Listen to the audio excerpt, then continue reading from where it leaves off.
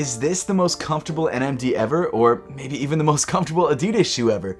Let's find out. What's up everybody, I'm Seth Fowler, and today I'm trying to figure out whether the Adidas NMD S1 is the best NMD ever. So it's almost been an entire year since the first release of the Adidas NMD S1. In fact, I got my friends and family pair right back there, I think like 11 months ago. And in those last 11 months or so, we've only had a few releases of the Adidas NMD S1, which in my opinion is a shame because this sneaker is awesome. So the NMD S1 has a retail price of $180, which on the surface might seem a little bit high and might seem like a more premium price for a pair of sneakers. But when you consider everything that you get for that price point, this shoe is pretty impressive, not only because the sneaker itself is pretty great, but also the literal package that it comes in. This box is insane. I mean, check this out. For $180, you get a full gassy cardboard box. It actually comes in really nice cardboard. Inside the box you get this little shelf with your laces and also an NMD card, and of course both shoes come with their own individual dust bags. Oh yeah, and of course each shoe also comes with its own individual plastic insert. It's insane. I mean, you gotta give Adidas credit where credit is due. This box is absolutely nuts, especially when this pair of sneakers cost the same price as a pair of Ultra Boosts. But the sneaker itself is also pretty great, and I feel like it just doesn't get enough credit. Now I do think there are a couple reasons for that. The first and probably most prominent reason is that Adidas just hasn't released enough of these. Adidas is seemingly going for that sort of like hyped up limited appeal with the NMD S1 releases, and while that's worked for some shoes in the past, I think this shoe is just not one of those shoes that can sustain on that sort of marketing strategy. And at the end of the day, it means that a lot of people who should be able to wear this shoe aren't able to wear it, even though it's a pretty great shoe. I mean, right off the bat, this shoe is insane looking. It's super futuristic, but it still draws on some of the DNA of the original NMDs, which I think a lot of people will appreciate. I mean, I'm sure most of you remember how popular the original NMDs were, and that wasn't just because they were limited or because Boost was a pretty difficult material to come by. It was also because they were actually a genuinely good shoe. And I feel like that's the same thing with the NMD S1. This is genuinely a good shoe, and no, it might not be for everybody, but it's probably the most comfortable pair of Adidas sneakers in my collection, barring maybe a pair of Ultra Boosts. In my opinion, it's just the perfect combination of modern style and also really great all-day comfort. And I've got to say, this gray glow colorway is one of the most underrated out of all of the colorways. I'm pretty sure that it did sell out, but the resale just isn't there. It's nuts to me. But why don't we dig a little bit deeper into the NMD S1 and find out why this sneaker is as great as it is. And I know I've reviewed NMD S1s in the past, and this is more of a colorway review than anything else, but at the same time, now that I've worn this shoe for about a year, maybe not this exact pair, but other pairs of NMD S1s, I definitely have a much deeper appreciation for this shoe, and I like it a lot more than I did 11 months ago. So the material used on this shoe seems to be a version of Primeknit. On the toe of the sneaker, you've got this very tight knit, which is a little bit stiffer and is able to hold the shape of the toe a lot better than I guess standard Primeknit would.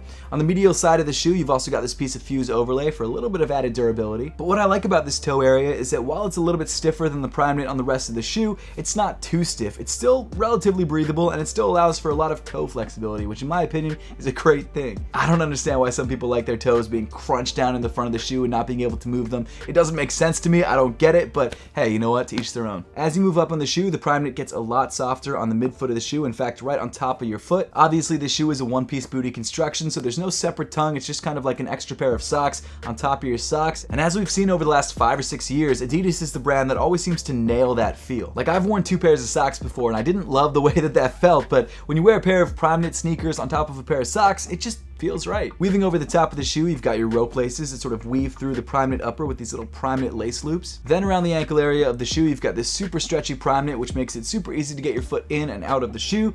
It's not always the case for Adidas sneakers. There are some Adidas Yeezy shoes that in particular are almost impossible to get your feet in and out of, but you know, that's neither here nor there. The good news is that the NMD S1 is super easy to get on your feet, and in a kind of cool detail that I didn't notice until just now, you've actually got the word NMD embroidered into the back of the heel, which I think is a nice touch. The inside of the upper is pretty minimal. There's not really any padding there to speak of, but again, that's because they're going for that sort of sock-like fit. And of course, you've got an ortholite insole rounding off the inside of the shoe in this very clean gray color, which I actually really dig. As far as sizing and fit, for me, the NMD S1 seemed to fit true to size. Now, I have heard other people say that they think this shoe fits a little bit big, and I do understand because the shoe could fit some people a little bit long. I have longer, more narrow feet, so maybe that's why I didn't have too much trouble with this shoe, but for me, the shoe fit great true to size, and I had no complaints. I would suggest, however, if you have the chance chance to try this shoe on first before you buy it, make sure to do that to make sure that you're grabbing the right size for you. Then continuing back on the shoe, you've got the Adidas 3 stripes in this sort of smoky gray, at least in this colorway, and they actually seem to cover a little bit of this midfoot panel, which is actually made up of a semi-translucent mesh. The mesh actually feels pretty similar to the mesh that you'd find on a pair of 350 V2s, which would make sense because it's the same brand. And what I really like about this detail is that it actually allows you to see your socks through the shoe. Now you guys know me, I'm a huge sock fan. I love socks so much I started my own sock company called Apothecary. And as you may have noticed in the on-foot portion of this video, I was actually rocking a brand new pair of Apothecary socks. And this sock, and actually the entire collection, is one of the coolest collections we've ever done because this collection is a collaboration with Kais Omar. I mean, this collaboration is insane. It has actual reflective lighting stitched into the side of the sock on both sides, so if you take a picture with these socks on with the flash, it lights up just like lightning. It's insane. And we're also dropping the collection in 4 different colorways, so you can rock lightning socks in 4 different fire looks. So if you want to grab any of the socks from this collection, they first drop at the Dream Crew Sneaker Convention in the Bay Area on July 16th in limited quantities. And the good news is, if you're not able to make the Dream Crew Convention, we're also dropping them online in limited quantities on the following Monday, July 18th. But getting back into the shoes, around the heel of the sneaker, you've got more of that tightly knit Primeknit, which does provide some nice structure around the heel. But then we move down on the shoe to quite possibly the best part of the entire sneaker. And that is this insanely chunky midsole that's absolutely filled to the brim with boost. It's insane. So obviously this midsole is inspired by the original NMDs. You've got these sort of plug type details on the top half of the midsole. Obviously, unlike the original NMDs, these are a lot thinner than they are thick, and they actually extend out pretty far from the side of the shoe. They almost look like fins, which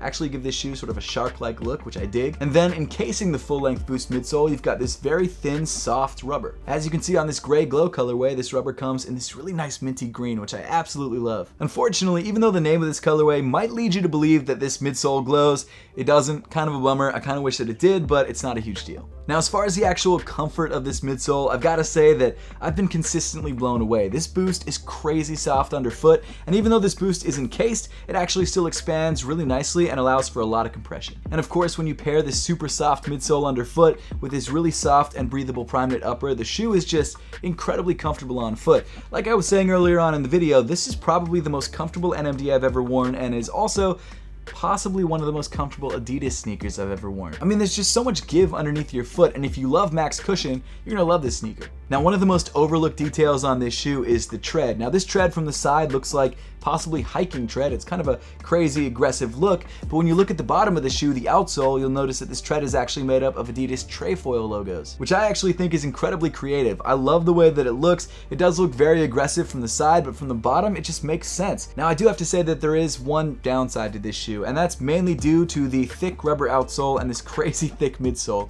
and that's that this shoe is very, very heavy. In fact, throughout this review, I've had to give my hand a rest because of how heavy this shoe is. All right, I'm exaggerating a little bit, but this shoe is still one of the heaviest sneakers in my collection. But again, it's because this shoe is just so packed with boost, and it makes this shoe one of the most comfortable shoes in my collection. If you have not yet tried an NMD S1, I definitely recommend it. If you don't like the way that this shoe looks, unfortunately, there's not much you can do about that, but if you like the way that this shoe looks and you're able to grab a pair for retail, I say go for it. This shoe is incredibly comfortable on foot, and in my opinion, it looks great. And actually, if you want to grab a pair of these, I made sure to leave an affiliate link to GOAT in the top of the description below, just in case you want to try these guys out. And again, the resale price, it's not that crazy. In fact, you can grab a lot of pairs of these for under retail. But now I would love to know your thoughts on the NMD S1 and whether this gray glow colorway or any of the other colorways are something that you'd be interested in. So make sure to let me know your thoughts in the comment section down below. And as always, thank you so much for watching. Make sure to subscribe if you haven't yet, and I'll see you all in the next one.